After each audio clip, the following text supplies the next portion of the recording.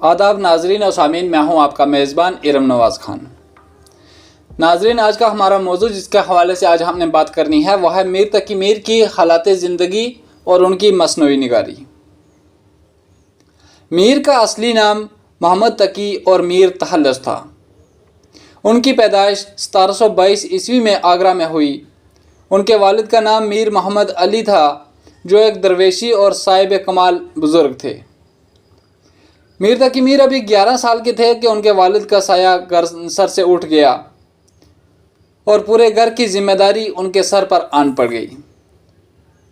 میر تقی میر کے ایک سوتیلے بھائی تھے جن کا نام محمد حسن تھا۔ انہوں نے میر کے ساتھ بہت برا سلوک کیا اور باپ کے چھوڑے ہوئے ورثے پر قابض ہو کر میر کو بہت پریشان کیا۔ تلاش معاش کے سلسلے میں میر تقی میر دہلی پہنچے اور یہاں کسی نواب کے ملازمت اختیار کر لی۔ نواب صاحب نادر شاہ کے حملے میں مارے گئے، اس لیے آگرہ واپس لوٹ آئے۔ آگرہ میں زندگی بسر کرنے کی جب کوئی صورت نظر نہ آئی تو پھر ایک بار دہلی چلے گئے اور اپنے سوتیلے ماموں خان آرزو کے یہاں قیام کرنا شروع کیا، مگر وہاں بھی میر تقی میر کو سکون نصیب نہ ہوا۔ اس سلسلے میں کہا جاتا ہے کہ خان آرزو کا جو بانجا تھا محمد حسن، اس نے اپنے ماموں کو اکسایا اور اس نے ماموں کو بھڑکایا، اور ماموں کے بھڑکنے پر خان آرزو نے میر تقی میر کو گھر سے نکال دیا اور میر پر دیوانگی کی حالت طاری ہو گئی۔ ایک طرف غم روزگار اور دوسری طرف غم عشق نے میر تقی میر کو آ کر گھیر لیا۔ مغلیہ سلطنت کا جب زوال کا زمانہ تھا، اس وقت ملک میں امن و امان بالکل نہ تھا۔ ہر طرف افراتفری کا عالم تھا۔ سلطنتیں بنتی تھیں اور پھر بگڑ جاتی تھیں۔ روزی روٹی کی تلاش میں میر تقی میر کبھی متھرا گئے، کبھی اجمیر گئے، کبھی برت پور گئے۔ اس طرح وہ ایک جگہ سے دوسری جگہ سفر کرتے رہے۔ آخر کار میر تقی میر پھر واپس دلی آئے، لیکن دلی میں جب میر بہت زیادہ پریشان ہو گئے تو انہوں نے لکھنؤ جانا پسند کیا، کیونکہ لکھنؤ اس زمانے میں امن و امان کا گھر تھا، اور دہلی کی تباہی اور بربادی کے بعد لکھنؤ جو تھا وہ اہل علم و فن کا ایک مرکز بن چکا تھا۔ میر تقی میر جب 1781 عیسوی میں لکھنؤ پہنچے تو نواب آصف الدولہ نے میر تقی میر کو ہاتھوں ہاتھ لیا اور ان کو قبول کر لیا۔ نواب آصف الدولہ نے کچھ اپنے اشعار سنائے اور کچھ میر کے سنے۔ 2-3 دن بعد میر نے دربار میں حاضر ہو کر قصیدہ پیش کیا۔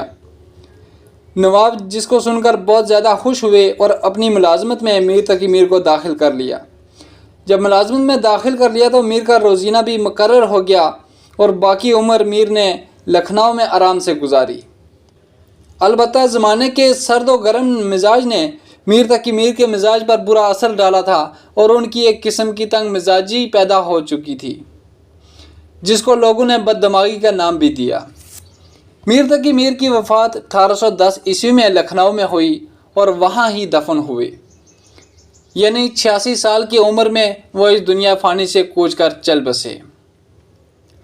جب ہم میر تقی میر کی مصنوعی نگاری سے ہم بات کرتے ہیں تو ہمیں پتہ چلتا ہے کہ میر تقی میر کے ادبی کارنامے جو ہیں وہ بہت زیادہ ہیں۔ انہوں نے اردو ادب کے تمام اصناف سخن میں طب آزمائی کی، لیکن ان کا محبوب موضوع غزل رہا، اور غزل میں میر تقی میر کا جو نام ہے وہ بہت بلند درجے پہ ہے۔ انہیں اردو غزل کا بادشاہ بھی کہا جاتا ہے۔ دوسرے اصناف کو بھی انہوں نے خوب لکھا۔ غزل کے بعد میر تقی میر نے مصنوعی نگاری میں خوب نام کمایا ہے۔ میر تقی میر کی مصنوعیوں کی تعداد قابل قدر ہے۔ یہ الگ ایک بات ہے کہ میر کی مصنوعیوں کا اثاثہ اس قدر موجود ہونے کے بعد بھی میر تقی میر کا مرتبہ و مقام مصنوعی نگاری کے میدان میں میر حسن سے کم درجے پر ہے، جبکہ میر حسن کی مصنوعیوں کی تعداد 12 ہے اور میر تقی میر کی مصنوعیوں کی تعداد 37 ہے۔ یہاں معاملہ الٹ کا ہے کہ میر حسن نے بھی غزل میں طب آزمائی کی۔ میر حسن کے ادبی سرمایہ میں تقریباً 510 غزلیں ہیں، مگر ان کی شہرت کا دار و مدار مصنوعی نگاری پر ہے، نہ کہ ان کی غزل گوئی پر ہے۔ ٹھیک اسی طرح میر تقی میر کا بھی یہی حال ہے کہ انہوں نے بھی بہت سی مصنوعیاں لکھی ہیں، لیکن غزل ان کا خاص میدان رہا ہے۔ میر تقی میر کی مصنوعیوں کے بارے میں ماہرین کے یہاں اختلاف بھی پایا جاتا ہے۔ جمیل جالبی اس سلسلے میں کہتے ہیں کہ میر کی مصنوعیوں کی تعداد 37 ہے۔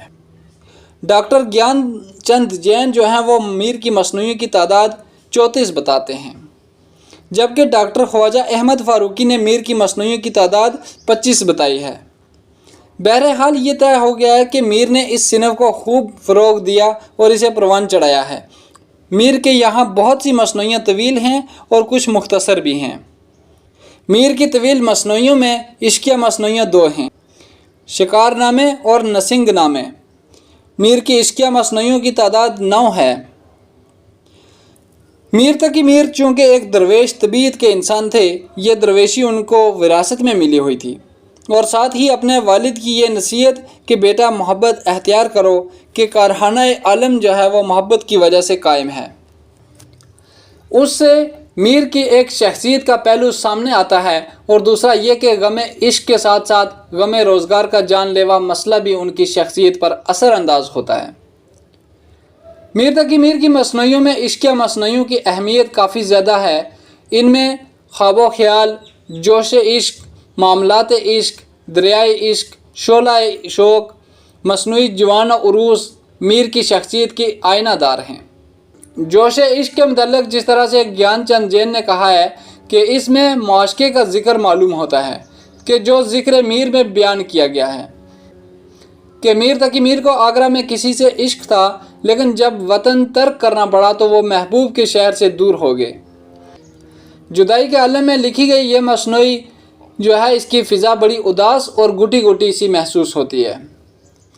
میر تقی میر کی مصنوعیوں پر تبصرہ کرتے ہوئے ڈاکٹر جمیل جالبی کہتے ہیں کہ ان کی مصنوعیوں کا اہم پہلو میر کا خود مطالعہ ہے۔ عشقیہ مصنوعیوں میں ان کے ہر عاشق پر جنون سوار ہوتا ہے، اور یہ جنون رسوائی کا سبب بنتا ہے۔ اسی رسوائی کی وجہ سے عاشق و معشوق ایک دوسرے سے جدا ہو جاتے ہیں۔ یہی سب کچھ میر کے ساتھ ہوا تھا۔ میر کے یہاں ہر مصنوعی میں کم و بیش یکساں رنگ ہے، جو عشقیہ مصنوعیوں میں اتنا نکھرتا ہے کہ نازک جذبات بڑے لطیف طریقے سے زبان کا جز بن جاتے ہیں کہ یہاں فن کے نہ ہونے کے بجائے فن کے کمال کا اعتراف کرنا پڑتا ہے۔ یہ تھا ہمارا آج کا موضوع، میر تقی میر کی حالات زندگی اور ان کی مصنوعی نگاری۔ مجھے امید ہے کہ آپ کو سمجھ آیا ہوگا۔ اللہ حافظ۔